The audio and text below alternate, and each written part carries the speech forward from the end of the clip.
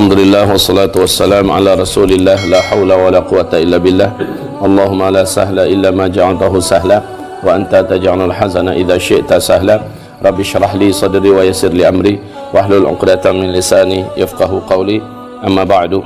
Ma'asyiral muslimin wal muslimat, mu'minin wal mu'minat, al ahya' minhum wal amwat, bi rahmatika ya sami'un qarib ya mujibud da'wat. Ya rabbana lakal hamdu kama yanbaghi li wajh, ya Allahumma rabbana lakal hamdu kama yanbaghi li jalali wajhika wa 'azimi sultanik. Astaghfirullah, astaghfirullah, astaghfirullah. Saudara seimanku di mana saja berada, marilah kita memuji Allah Subhanahu wa taala dan kita bersalawat untuk Rasulullah sallallahu alaihi wasallam. Alhamdulillah ala kulli halin. Allahumma shalli wa sallim ala rasulika nabil karim sayyidina Muhammadin sallallahu alaihi wasallam. Amma ba'du.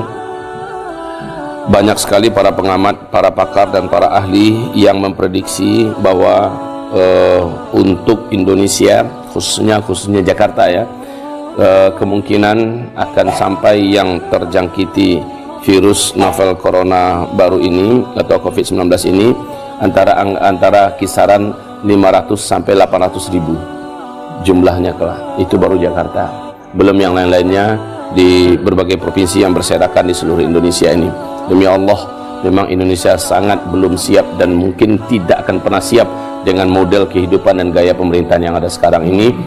Jadi apa yang harus dilakukan? Ini termasuk karbon dan bala. Ini termasuk karbon dan bala, saudaraku. Karbon itu adalah petaka besar dan bencana. Bukan hanya saja nyawa yang melayang. Kalau nyawa melayang, kalau dia mukmin, insya Allah dia syahid, dosa-dosanya berguguran. Tetapi dampak daripada kejadian ini menuju kepada puncak itu luar biasa. Ekonomi terhenti, banyak orang berputus asa dalam menjalani hidup karena dia tidak bisa lagi mengais rezeki. Saya tidak dapat membayangkan betapa gaduhnya kehidupan ke depan dan betapa hebatnya keributan ke depan. Hanya pada Allah kita berserah diri dan bertawakal. Saudaraku yang kami muliakan, kemarin saya sudah sampaikan tentang ajaran-ajaran Rasulullah SAW untuk menangkal, untuk mengantisipasi agar kita tidak terkena dan agar kita tidak ditimpa oleh petaka tersebut. Sekarang pagi ini, hari ini pada tanggal 26 Maret 2020, saya akan menyampaikan apa yang harus kita lakukan ketika kita sudah positif terinfeksi oleh virus yang adalah makhluk Allah ini. Bila kemarin sudah kami sampaikan dari hadis Sahih Bukhari, hadis nomor 3474 tentang bahwa ini adalah rahmat bagi orang-orang beriman. Kita tidak boleh memandang ini adalah azab, tapi azab bagi orang-orang yang zalim. Azab ini bagi orang-orang yang ahli maksiat. Azab ini bagi orang-orang yang kafir, bagi musuh-musuh Allah Subhanahu wa taala, tapi ini rahmat bagi orang-orang yang beriman. Kenapa dia rahmat? Karena dia mengangkat dosa-dosa kita dan menghapuskannya. Karena dengan ini naik derajat kita, dan dengan ini Allah akan ambil di antara kita sebagai syuhada. Maka ini adalah rahmat, insyaallah ya. Lalu perintah Rasulullah SAW untuk sebagai antisipasi pun sudah kita sampaikan dari hadis ini. Sekarang apabila kita kena bagaimana?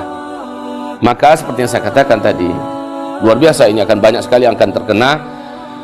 Dan tetap saja tentu kita berdoa pada Allah menurut para ahli di Indonesia, dan semoga saja benar, hendaknya kita bantu dengan doa ya, bahwa katanya akhir April ini mudah-mudahan akan sudah sampai di puncaknya dan menuju penurunan. Ya mudah-mudahan saja demikian. Tapi walaupun begitu, April ke Mei itu saja sudah megap-megap kita hidup karena ketidaksiapan kita.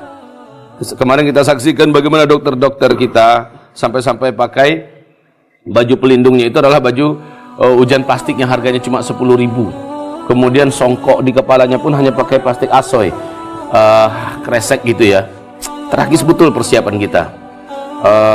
Ya mudah-mudahan ada solusi. Kami dengar juga dan kami ikuti berita bahwa sudah ada perlengkapan yang disiapkan oleh pemerintah kita. Ya alhamdulillah, tapi itu juga sangat-sangat kurang. Jumlah dokter yang ada di Turki, yang ada di Italia yang sekarang ini mengalami pandemi yang paling dahsyat ya, jumlah dokternya 10 kali lipat dibandingkan Indonesia, dan teknologi mereka, kemampuan mereka jauh meninggalkan kita. Tetapi di kita ini jauh lebih sedikit sementara rakyatnya banyak, 260 juta. Di Turki paling-paling hanya 50 sampai 60 jutaan jumlah rakyatnya. dengan dokter 10 kali lipat dibandingkan kita banyaknya jumlahnya.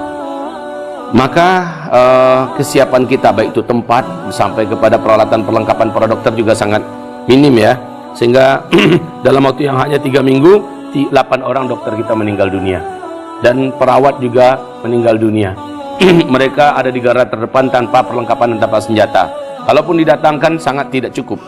Tapi baiklah bagi para dokter, bagi para perawat, bagi para muslim, bagi para dai, bagi para petinggi dan pengurus-pengurus negara ini, saya sampaikan kepada anda semua dan kita seluruh rakyat Indonesia bahwa hadis dari Sahih riwayat Imam Muslim seperti yang ditawarkan oleh Rasulullah SAW, bila kalian mengalami karbun atau balaun min balaya dunia, bila petaka datang kepada kalian, ini saatnya sudah terjadi ya, menimpa kita kayak Indonesia ini, menimpa Indonesia, sudah menimpa Indonesia, maka pemerintah dan para ulama wajib bahu-membahu mengingatkan dan menyampaikan kepada seluruh khalayak ramai. Pakai televisi-televisi yang ada, gunakan seluruh sarana berita yang ada, pakai media-media sosial yang ada, agar seluruh rakyat Indonesia, ya khususnya orang Islam tentunya, membaca doa yang disuruh Rasulullah kita baca, agar terangkat ini bala, agar kita dilepaskan oleh Allah dari bencana karbun ini, petaka yang besar ini. Apa dianya? Ala unabbiukum bisyai'in, maukah kalian aku berikan kabar gembira? Dan ini adalah kabar besar dengan satu amalan. Idza nazala bi rajulin minkum karbun aw bala'un min balayad dunya illa furija anhu. Qalu bala, qala du'a'u dhinnun la ilaha illa anta subhanaka inni kuntu minadh dhalimin. Maka Nabi mengatakan, apabila salah seorang di antara kalian atau kalian semua ditimpa oleh karbun, petaka besar yang sangat mengerikan, au balaun min balayad dunya, atau ditimpa oleh bala di antara bala-bala di kehidupan dunia ini, thumma da'a bihi, lalu dia membaca doa ini, dia berdoa setelah membaca zikir ini, ya, baca zikir ini, baca sepenat-penat baca, lalu berdoa kepada Allah Subhanahu wa taala, thumma da'a bihi, dia berdoa kepada Allah dengan menggunakan zikir ini, illa furija anhu, melainkan pasti Allah akan lepaskan mereka, Allah akan selamatkan mereka, Allah akan singkirkan dari mereka karbun tadi, petaka tadi, atau balaun min balayad dunia tadi.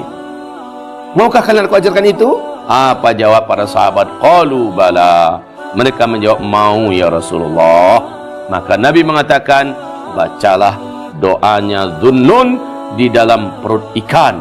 Selama Dhunnun ada dalam perut ikan, tidak ada makanan, tidak ada minuman, bahkan tidak ada udara, di kegelapan yang sempurna gelap, tidak bisa kemana-mana. Kalau ibarat kita ini karantina, ya, nggak bisa kemana-mana.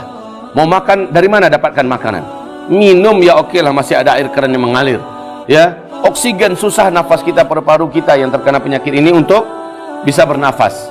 Ingat doa Dhunnun lebih kejadian yang dialami oleh Nabiullah, yaitu Yunus alaihissalam, yang digelari oleh Allah dengan sebutan Dhunnun dalam Al-Quran. Ini adalah sebuah permisalan yang lebih sempurna, karena tidak ada udara yang bisa dihisapnya. Kalau kita ada paru-paru tapi nggak sanggup lagi menghisap udara karena paru-parunya rusak, ya, tidak ada yang bisa dikonsumsi oleh Nabi Yunus, tidak ada yang bisa diminum.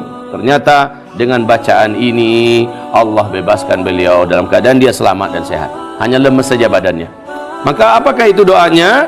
La ilaha illa anta subhanaka inni kuntu minadh dhalimin. Baca ini lama-lama, baca ini panjang-panjang, baca tidak boleh dengan hati, baca dengan bibir dan lidah. Dengarkan suaranya sehingga kita mampu mendengar, perdengarkan suaranya sehingga orang-orang dekat kita bisa dengar. Kalau kumpul-kumpul umpamanya, baca ini bersama-sama. Kalau umpamanya kita tidak mau kumpul karena ini berbahaya, maka baca ini di rumah-rumah, tapi lakukan dalam acara serentak. Biarkan pemerintah atau ulama memberikan pengumuman.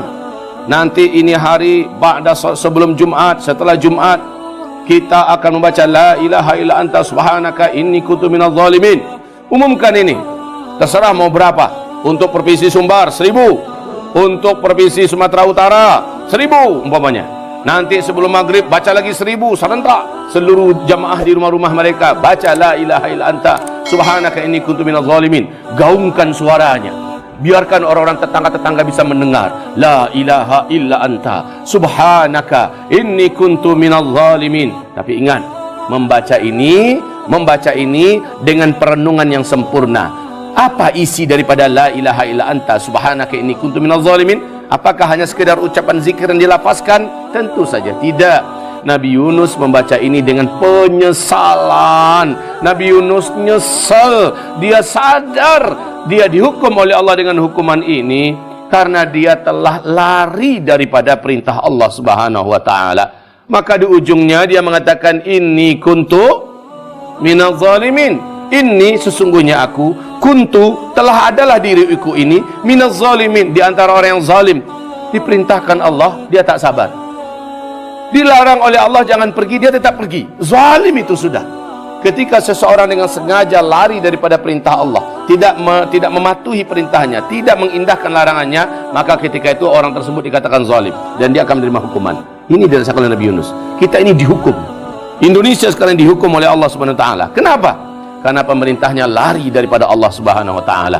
Karena para ulamanya tidak lagi setia dengan warisan Rasulullah sallallahu alaihi wasallam. Banyak menjadi ulama-ulama penjilat, ulama-ulama yang tidak takut lagi kepada Allah, karena banyak para penegak amar bil ma'ruf nahi anil munkarnya ciut dan kecut nyalinya, tidak berani melakukan aktivitas dakwah amar bil ma'ruf nahi anil munkar hanya gara-gara sedikit tekanan, intimidasi dan teror. Karena kita orang-orang muslim dan muslimah sudah tidak berani mewujudkan Islam kafah karena takut dikatakan radikal, takut dikatakan teroris. Kita umat Islam sudah banyak yang menomorduakan solat, banyak yang menomorduakan perintah-perintah Allah, bahkan menomor 3, menomor 4 kan. Banyak maksiat yang sudah kita buat. LGBT sudah ditopang, didukung, ya. Pelaku-pelaku aliran-aliran sesat yang menyimpang juga telah diselamatkan dan dilindungi. Ini adalah maksiat. Syirik malah disebarluaskan. Ini adalah maksiat. Jika ini tidak dihentikan, jika ini tidak di stop, dan jika doa tadi itu hanya sebatas doa, juga ini tak akan ada pengaruhnya. Tentu orang yang bersangkutan berdoa, berzikir dapat pahala, tapi pengaruhnya kalau mereka enggak nyesal, mereka tidak berjanji untuk merubah hidupnya setelah ini, Allah tak akan angkat. Coba bayangkan, Fir'aun saja mohon kepada Nabi Musa. Ketika negeri Mesir yang begitu perkasa, yang begitu kuat, tentaranya banyak, ya, hartanya sangat melimpah, kawasan kekuasaannya luas, ternyata Fir'aun tak berdaya ketika negeri Mesir ditimpa oleh Allah dengan berbagai macam petaka, karbun dan bala yang bertubi-tubi, berlapis-lapis. Akhirnya apa kata Fir'aun kepada Musa? Wahai Musa, nyerah kami Musa, doakan kepada Tuhanmu. Sudah mulai Fir'aun mengakui bahwa Musa itu memang punya Rabb yang benar. Kami nyerah. Tak sanggup Fir'aun menghadapi petaka-petaka yang datang kepada Mesir. Lalu Fir'aun berkata, Musa, doakan pada Rabb-Mu agar kami dilepaskan dari semua bencana dan petaka ini. Kami janji setelah ini lepas dan bebas, kami akan menjadi orang-orang yang beriman. Ini, tapi ternyata doa Nabi Musa dikabulkan oleh Allah. Si Fir'aun balik dengan kejahatan lamanya, lalu Allah tenggelamkan dia dengan seluruh pasukannya. Nah, kalau negeri ini ingin diselamatkan oleh Allah, kembalilah kepada Allah. Kembalilah kepada Allah. Jalankanlah syariat Allah. Jalankanlah syariat Allah. Sudah kita coba berulang-ulang berkali-kali dan senantiasa beginilah hasil negara ini. Beginilah hasil hidup ini, ya. Di mana kita merasakan penipuan berlapis-lapis, ya, korupsi yang tidak bisa dielakkan di mana-mana dan sangat mengerikan jumlahnya. Penjahat-penjahat yang berkuasa, ya, yang menggunakan harta mereka dari luar negeri sana dan masuk ke Indonesia dan mencuri orang-orang yang memimpin di negeri kita ini. Ada oknum-oknum yang tergoda, akhirnya banyak maksiat-maksiat yang dibuka, akhirnya banyak dosa-dosa yang difasilitasi, dan banyak acara-acara dan program-program yang dibuat yang bisa merusak generasi ini gara-gara mereka-mereka yang penjilat dan pencipta-pencipta harta. Taubatlah kepada Allah. Inilah dia jalan kita. Kembalilah kepada Allah. Allah berfirman, "Zaharal fasad fil bar wal bahr bima kasabat aydin nas." Petaka yang terjadi ini adalah karena perbuatan dosa-dosa manusia, kata Allah Subhanahu wa taala. Liudhiqahum ba'dalladzi 'amilu. Allah ingin merasakan kepada mereka sebagian kecil daripada akibat perbuatan mereka itu. La'allahum yarji'un. Semoga yang masih tersisa hidup, yang menyaksikan kejadian bagaimana Allah mendatangkan bencana petaka tadi, la'allahum yarji'un, semoga mereka kembali menuju Allah lagi, taubat kepada Allah, kembali kepada syariat Allah Subhanahu wa taala. Mudah-mudahan bermanfaat apa yang kami sampaikan. Jadi kaum muslimin, para ulama dan pemerintah, kita harapkan video ini tolong viralkan kemana-mana, dan agar ini menjadi inspirasi bagi para ulama-ulama kita agar mengajak seluruh rakyat untuk bertobat kepada Allah Subhanahu wa taala, khususnya pemerintah dan para ulama kita, dan membaca la ilaha illa anta subhanaka inni kuntu minadz zalimin. Apa kata Rasulullah? Digaransi oleh Rasulullah, illa furija anhu, petaka dan bala ini Allah akan angkat, bencana dan musibah ini Allah akan singkirkan, dan kita akan dibebaskan oleh Allah Subhanahu wa taala. Tentu saja setelah itu kita tepati janji kita ya, bahwa ini kuntu minadz zaliminnya dibuktikan. Kita taubat betul, setelah itu kita betul-betul kembali kepada Allah Subhanahu wa taala setelah itu, dan kita memuliakan, menghormati, meninggikan syariat Allah Subhanahu wa taala. Barakallahu fikum. Kita tutup dengan kafaratul majlis. Astaghfirullah, astaghfirullah, astaghfirullah. Subhanallah.